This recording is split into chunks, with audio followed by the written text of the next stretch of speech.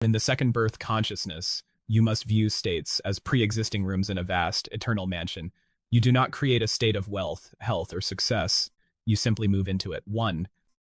The concept of infinite states. Neville Goddard taught that every possible version of your life already exists as a state. There is a state where you are a billionaire, a state where you are a failure, a state where you are a master of AI, and a state where you are confused. States are impersonal. A state is like a garment. If you put on a tuxedo, you look and feel like a gentleman. If you put on rags, you look and feel like a beggar. The garment is what changes the appearance, but the I am wearing the garment remains the same. The error of trying. Most people stay in a negative state and try to get a positive result. This is like sitting in a dark room and trying to find the light by yelling at the shadows. You must simply stand up and walk into the room that is already lit. You are not your state. You are the awareness that occupies the state. If you are currently in a state of debt, that is not who you are. It is just where you are currently dwelling. 2. How to jump states instantly. To jump from a negative state to a positive one, you do not use willpower. You use selective attention. The quantum leap technique. 1. Withdraw the life force. Stop talking about, thinking about, or feeding the current negative state. The moment you stop giving it your attention, the state begins to wither from lack of awareness energy. 2. Define the target state. What is the word or short phrase that describes the state you want? 3. The bridge of incident decree. Realize that you don't need to know how to get there. You simply assume the feeling of being there. 4. The sensory I am. Close your eyes and ask, how does it feel to be the man I want to be? Do not wait for the world to show you. Produce the feeling in your chest right now. The moment you feel that relief, you have jumped. 3.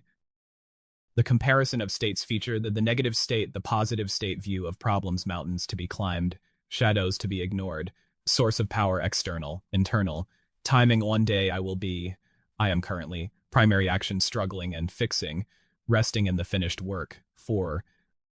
The mental scissors practice. Whenever you find yourself in a state of lack or frustration, use the mental scissors to cut the thread of that reality. Interrupt, say no, or cancel out loud if you have to.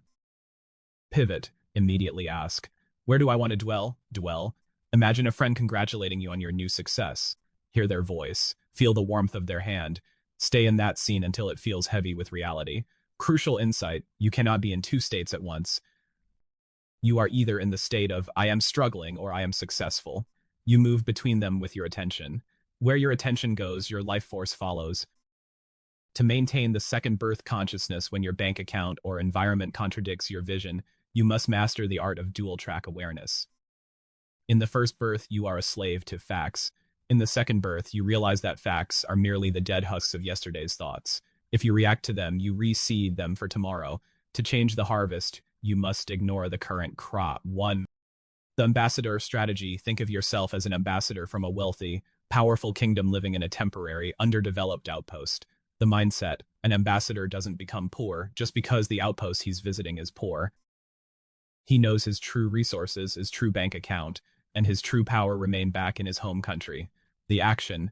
You deal with the 3D world as a matter of diplomatic necessity, but you do not identify with its limitations. You pay the bill or look at the balance as a technicality, while inwardly smiling because you know your true wealth is an infinite, creative substance. 2. The 3D is a delay protocol. Understand the physics of manifestation. The physical world is dense and moves slower than thought. What you see now is past awareness solidified. The visualization. View your physical environment like a delayed broadcast on television. If the TV shows a scene you don't like, you don't scream at the screen. You change the signal at the source.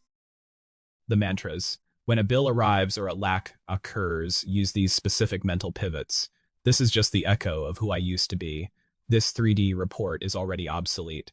My true supply is the imagination, and it is currently reorganizing the world to match my AM.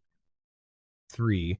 The inner conversation audit. The bridge between the state of lack and the finished work is built with words. You must relentlessly manage your mental marketplace. When the world says, the second birth response, you can't afford this. I am the source of value. Supply flows to me as I need it. Look at this empty office. I feel the vibration of the team and the success already here. The numbers are down. The numbers are preparing for a quantum leap beyond my current logic. 4. The sensory shield exercise: when the environment gets too loud, you must physically and mentally retreat to the secret place. 1. The 60-second blackout, instant centering. Close your eyes. Physically block out the world. Realize that with your eyes closed, the bank account and empty office no longer exist. Only awareness exists. 2. The tonal shift: audit the feeling. Ask yourself, if I had $10 in the bank and total success right now, how would my shoulders feel? How would my breathing feel? 3. The breath of possession, anchoring. Take a deep breath, and as you exhale, feel the relief of the struggle being over. Say the words, "It is finished." Carry that specific physical sensation of relief back into the room when you open your eyes. The grand command: you must be in the world but not of it. Treat the 3D world like a movie you've already seen. You know the hero wins in the end, so the tension in the middle of the film no longer causes you genuine fear.